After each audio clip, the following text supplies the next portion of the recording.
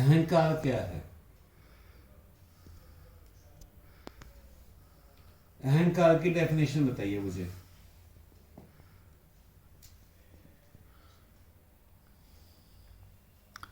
मैं सही हूँ तो गलत है, और उसके लिए सही ठहराने के लिए कुछ भी करो, एग्रेशन है और ऐसा कुछ। जो कर रहा हूँ मैं कर रहा हूँ, मैं आ जाए यहाँ पे, ये काम मैंने किया, तूने नहीं किया, तो सही मैं है।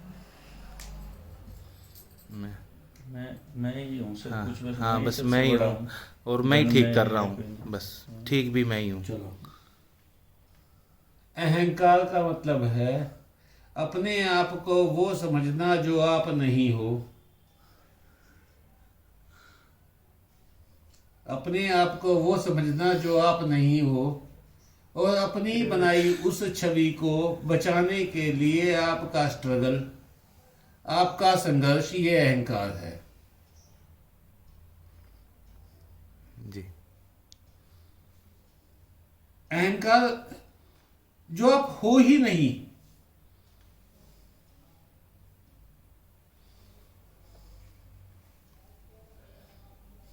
तीन चीजें हैं हमारे अंदर, आत्मा, चित्त और अहंकार। मन, चित्त और अहंकार। मन क्या मांगेगा? मन मांगेगा भौतिक चीज है, बढ़िया कपड़े हो, बढ़िया खाना हो, बढ़िया घर हो, बढ़िया गाड़ी हो। और उसकी ऐसी तैसी हो जी, मज़ा तो तभी आवा ना। वो है मन, हाँ मन। वो है मन अच्छा जी, वो मन। जो भौतिक चीजें चाहता है। चित्त क्या है?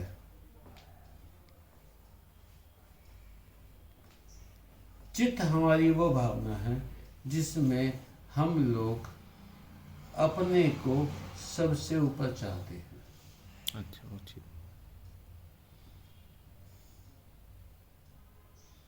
अहंकार क्या है?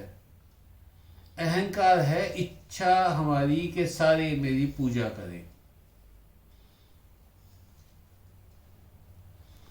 इज्जत की इच्छा वो अहंकार है।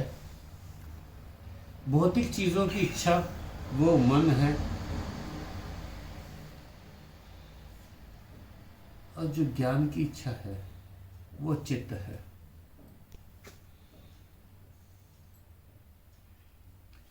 क्या हम खाली हाथ आए हैं, खाली हाथ जाएंगे?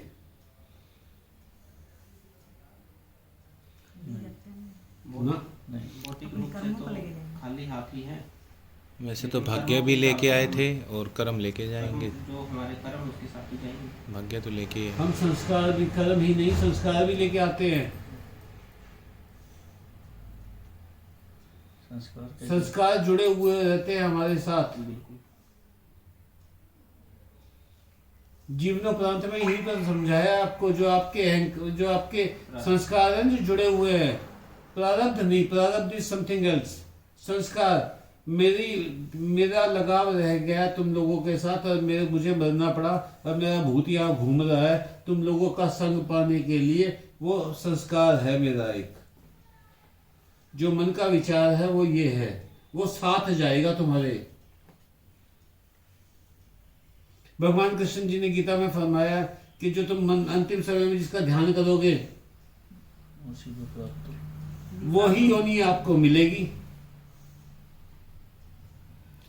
एक मैंने कहानी भेजी थी, भगवान विष्णु और नारद जी आए थे धरती पे, तो एक सेठ के घर गए, तो सेठ ने कहता साधु का रूप बना के गए, सेठ ने गाली देनी शुरू कर दी। कहता मलंग पड़े हो, कमा के नहीं खाया जाता तुमसे, आ जाते हैं सारे वो करने के लिए, ये वो ऐसे वैसे। तो भगवान ने आशीर्वाद दिया कि तेरे पास बहुत सारा धन हो।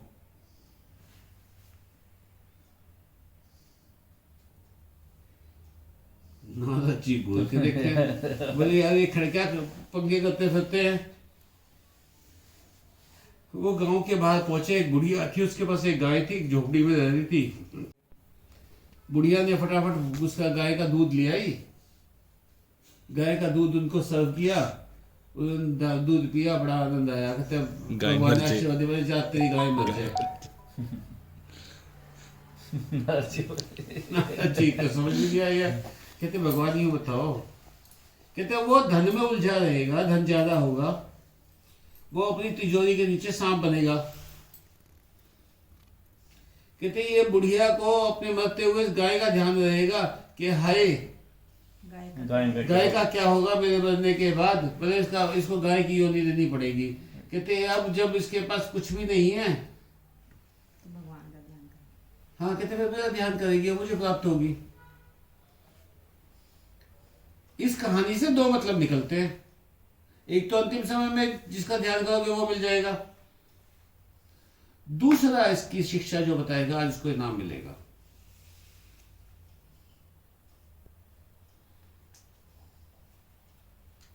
इस कहानी से दो शिक्षा मिलती है। भाई हर समय हम उसी का ध्यान करें, तभी अंत समय में वो रहेगा जिसका भी ध्यान, जिसके साथ हम जुड़े रहेंगे। अब वो गाय के साथ जो इसके साथ एक बहुत प्यारी बात निकल के आती है जो आप लोग नहीं सोच रहे। भगवान आपको सत्कर्म करने की प्रेरणा देते हैं, आपकी हेल्प करते हैं। भगवान आपकी किस्मत नहीं बदल सकते। बुढ़िया को सीधे भी तो भगवान कह सकते हैं, जा तुझे मोक्ष प्राप्त हो, तो कोई वरदान नहीं मिलने वाला। समझे मेरी बात? भगवान ने उसकी हेल्प की, उसको रास्ता बताया कि वो कैसे सन्मार्ग लग जाए। उस सेठ को भी तो कर सकते थे, उसको नहीं किया। नहीं, उसकी इच्छा ही नहीं है। इच्छा ही नहीं है। उसको भी कर ही दिया वैसे तो, उसकी इच्छा थी धन कमाने की, उसको धन दे दिया। भाई कमा भाई, हाँ, चाट लियो बैठ के। बुढ़िया की इच्छा सत्कर्म उसके करने की सत्कर्म थी। के उसके प्रभु में जाना था, उसके- उसके लिए रास्ता खोल दिया, उसके लिए उसकी गाय को मुक्ति तो दे दी। तुम इच्छा तो करो। किसी गुरु ने कुछ नहीं करना भैया, बता दूं तुम्हें, नहीं, रास्ता तो देना है, भगवान देंगे रास्ता। माध्यम भी बनेगा, तो कोई बदमाश सा गुरु दे दिया तो उसी रास्ता ही देख रहे हैं। उसी बदमाशी बदमाश और जल्दी होएगा जी, हाँ, वो भगवान वो डंडे के जोर पर रखेगा और जल्दी होएगा जी। तो मेरी एक बात समझ के चलिए, भगवान आपके साथ हर वक्त है। भगवान आपकी हर पल परीक्षा लेते हैं। आप जहां चूकते हो, जहां सफल होते हो, आपके रिपोर्ट कार्ड में सब लिखा जाता है।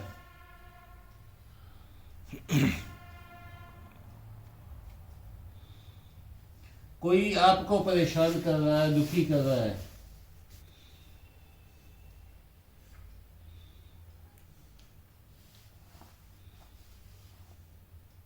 तो वो अपने कर्म बांध रहा है, आप परेशान दुखी मत हो। अभी एक कहानी सामने आई, एक कहानी क्या, किस्सा लगा लीजिए, सच्ची बात है, सच्ची घटना है। एक लड़की की शादी अच्छे घर में हो गई। घर भी उसका सिर्फ ससुराल से ईंट मारा तो उसके ससुराल में जाके गिरे, और ससुराल से मारा तो उसके मायके में जाके गिरे, इतने पास में।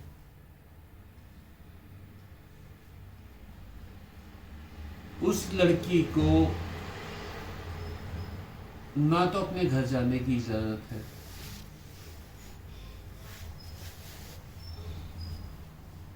ना उसको अपनी सास के कमरे में जाने की इजाजत है, ना उसे एसी चलाने की इजाजत। बेहद अमीर घर में गई हुई है। एसी कब चलेगा? जब उसका हस्बैंड आ जाएगा फैक्ट्री से वापस, तो एसी चल सकता है, उससे पहले वो एसी नहीं चला सकती। मायके जाना है तो उसका पहले उसका बाप, लड़की का बाप लड़के के बाप से बात करेगा, वो परमिशन देगा। उसके बाद लड़की का भाई आएगा उसको लेने के लिए, वो लेके जाएगा। बैग उठा के मुश्किल से 200 कदम चलना है।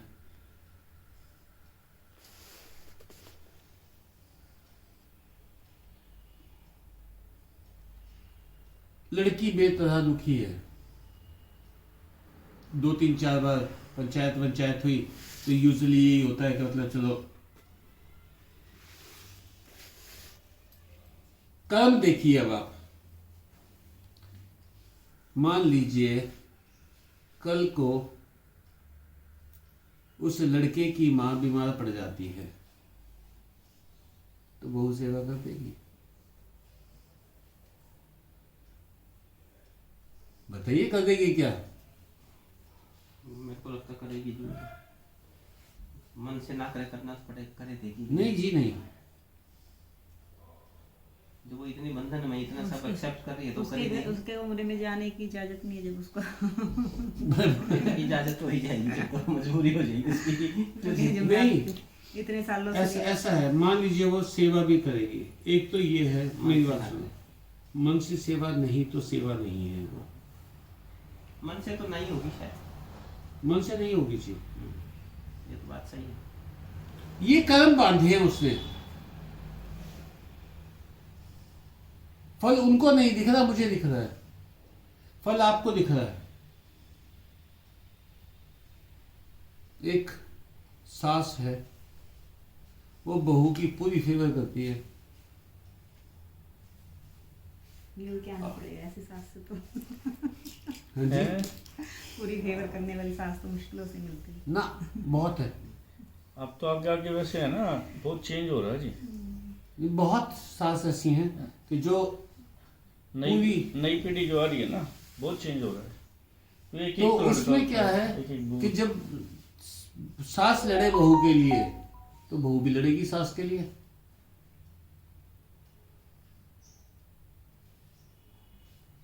एक फिल्म आई थी, बधाई हो, देखिए किसने देखी है? देखिए ना, जब उसको लेटर एज में बेटा बड़ा होता है, 26-27 साल का होता है, प्रेगनेंसी हो जाती है। बड़ा बेटा 26-27 साल का होता है, छोटा बेटा 17-18 साल का होता है, उसको प्रेगनेंसी हो जाती है, पंगा खड़ा हो जाता है। तो उसकी जेठानी, वो सास जेठानी और ननद उसके ऊपर ताने मारती है। वो शादी में गई होती है तो उसकी सास जो लगातार दिन रात कोसती थी, उसको गालियां देती थी, वो बुढ़िया कूद के मैदान में आ जाती है। कहती कौन बोल रहा है? कहते तुम्हें पता है मेरे को कौन कौन सी बीमारी है? तो मेरी बेटी है, मेरी अपनी जाई बेटी है, तेरे को पता है मेरे को कौन कौन सी बीमारी है, कौन कौन सी दवाई मैं खाती हूँ। उसको दूसरी बहू को कहती है तुझे कुछ पता है? कहता आज तक तू सेवा करने आई है, सेवा करने आई तो ये आई है, इसका मजाक कैसे उड़ा रही है? तो वो रोते हुए ना और अपनी सास के गले लग जाती है। तो वो सास ना, उसका सास के ना वो था क्या नाम, प्ले का तो बटन था, पॉज का या स्टॉप का बटन नहीं था उसके टिप्सी होटल में। अपने हस्बैंड को बुला के लाती है। तो वो जाती है, उसको अपने हस्बैंड को बुला के लाती है, कहती है माँ फट पड़ी है, शादी का माहौल है, बहुत जल्दी आओ। तो वो आगे बड़ी कोशिश करता है चुप कराने की, बुढ़िया चुप नहीं होती। वो एक्चुअली प्ले का बटन होता है, उसका तो होता ही नहीं। प्ले का दम गया तब ये तो भगवान ही तार निकालते पीछे से बिजली की वाली, तो ही बुढ़िया चुप हो। तो ये जो सारी बात थी, आप अपने हर एक कर्म से कर्म बांध रहे हो। आप कब अपने भाग्य को लुटा देते हो, रुसवा देते हो, कब अपने भाग्य को मना लेते हो?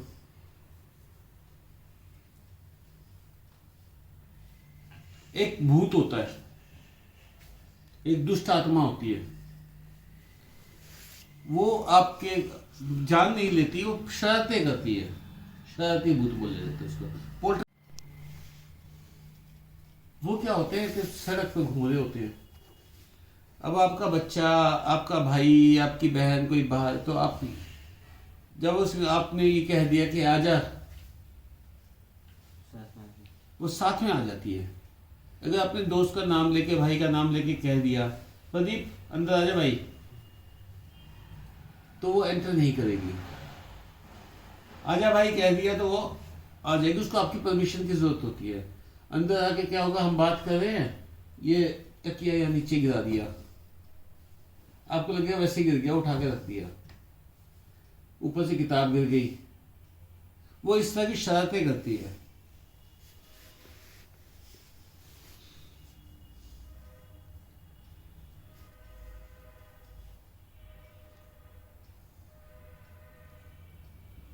अपने आप तो नहीं आती वो मुसीबत। बुलाया हमने तो। हमने बुलाया, हमने हर एक मुसीबत को बुलाया है। कोई ऐसी मुसीबत नहीं है जिसको हमने ना बुलाया हो।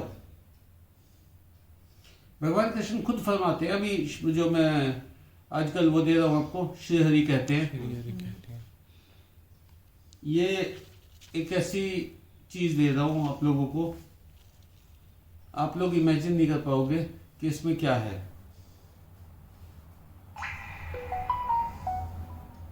ये आहिस्ता आहिस्ता अगर आप एक एक पॉइंट को ना 10-10 बार, इस तरह एक दिन 2-3 पॉइंट ही देता हूं मैं, क्योंकि मुझे बहुत गहन अध्ययन करना पड़ता है भाई लिखने के लिए।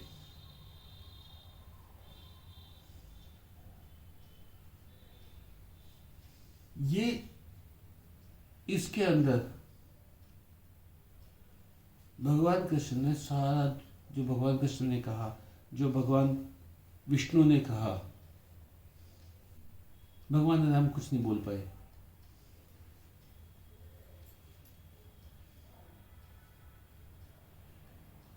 क्यों थे जो इतना क्यों नहीं बोल पाए? क्यों नहीं बोल पाए? बताओ, उन्होंने ज्ञान कब दिया? लक्ष्मण को कभी कोई चीज सिखाई हो? उन्होंने शिक्षा लेनी है तो जा रावण के पास जा।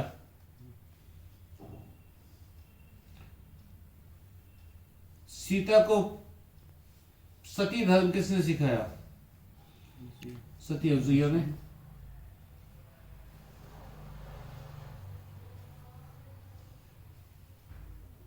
चलो एक सवाल और, 4 युग हैं,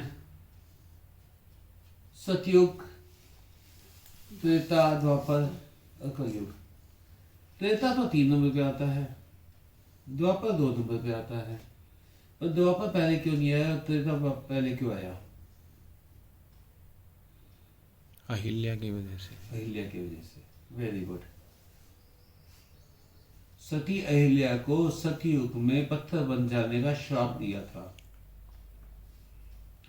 जब तक सती अहिल्या पत्थर बनी रही, समय बहुत तेजी से बदलता रहा, तेजी से करवट लेता रहा, तो जो समय की चाल थी वो बेहद तेज हो गई। समय ने हाँफना शुरू कर दिया था। उनका सतीत्व इतना ज्यादा था, तो भगवान विष्णु के पास हो गए। तो भगवान विष्णु ने कहा ठीक है, पहले त्रेता आ जाएगा, पहले अहिल्या का उद्धार हो जाएगा, द्वापर वेट कर लेगा। भगवान विष्णु का पूर्ण अवतार थे कृष्ण, राम थे अंशावतार। सतयुग में अवेलेबल थे भगवान विष्णु, द्वापर में वो पूर्ण अवतार में होने थे, आहिस्ता आहिस्ता कम होते जाएंगे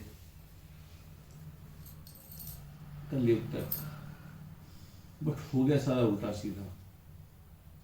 हंस पहले आ गया, अंशावतार पहले आया। हाँ जी।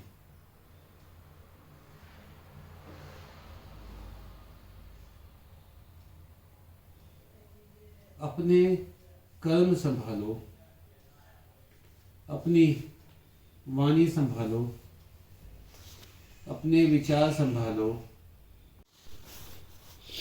समय बहुत थोड़ा बचा है।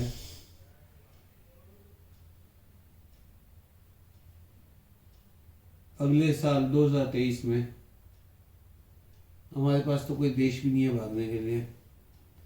यूक्रेन वाले तो भाग गए थे यूरोप में, हमारे पास तो कौन सा देश, आसपास कोई सा देश नहीं बढ़ने दे रहा बोलता। कोई नहीं, और जिसमें बढ़ा देंगे और जिसमें बढ़ाएंगे वो उससे खराब ही है जी, ये भी बात है। ये जाओगे कौन से देश में, मेरे को तो यही समझ नहीं आ रहा।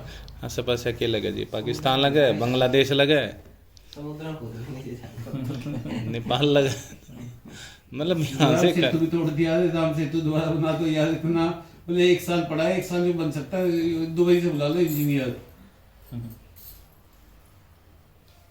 श्रीलंका में जाके क्या करेंगे? क्यों? कल एक वो मी मारा था, नूला वो सामान पैक कर दिया टैक्सी में करियाने का, नूला ले अभी तेरा महीने भर का वो हो गया, राशन हो गया, कर्मचारी था उसका, नूला नूला महीने भर का कहाँ हो गया सर, ये तो इतना, नूला तो 25,000 रुपये का सामान हो गया, नूला सर 1,000 रुपये का सामान दे रहे 25,000 रुपये का, नूला जा वहाँ जाके खोलियो वो लंका जाके लंका का हो जाके नहीं, आप एक्चुअली हमें नहीं पता, जो टीवी पे जो दिखा रहे हैं हमारे में, लंका का 1 रुपया हमारे 24 पैसे के बराबर, 23 पैसे के बराबर है।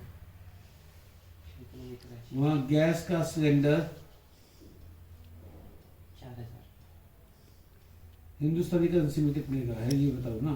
वो एक ही बात आ गई ना, वो 4 गुना ही आ गया, वो तो कोई 4 गुना ही आ गया ना।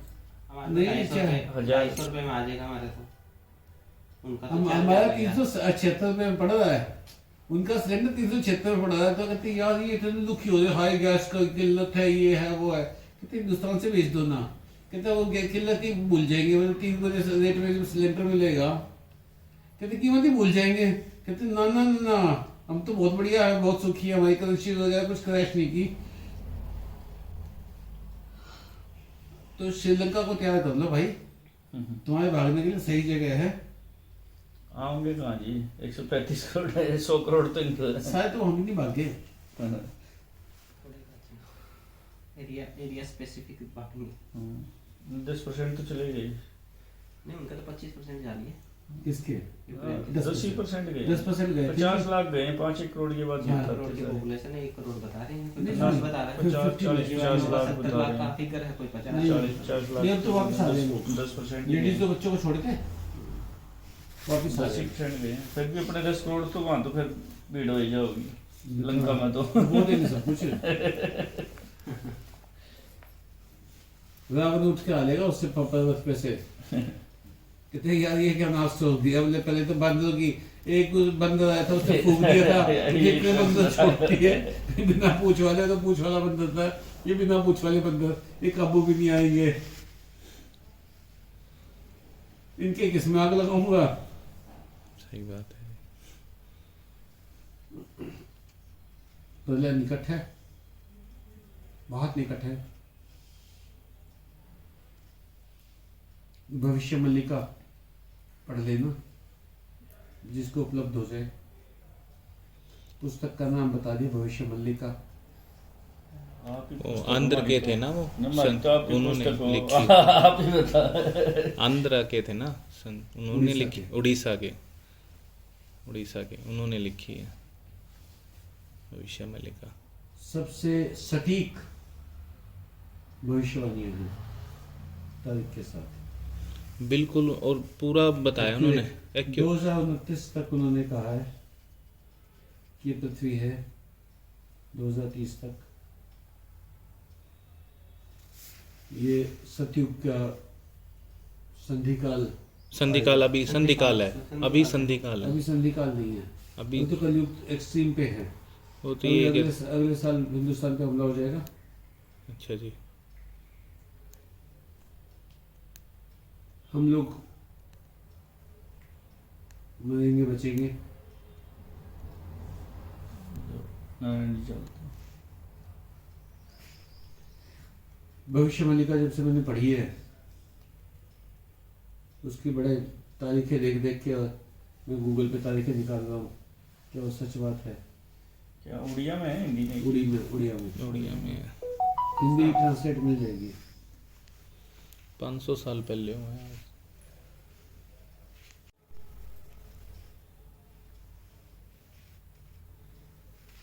वो कौन देगा, द्वारा कौन?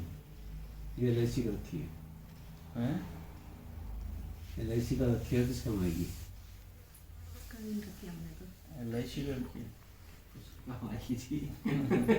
वो जिसको दिमाग नहीं है अपन ना अभी उसकी वो करवा ले, एक लोन ले लो उसमें। वो आया था जी, मतलब जोक था। जी, आज की कक्षा यही समाप्त। नारायण। नारायण नारायण।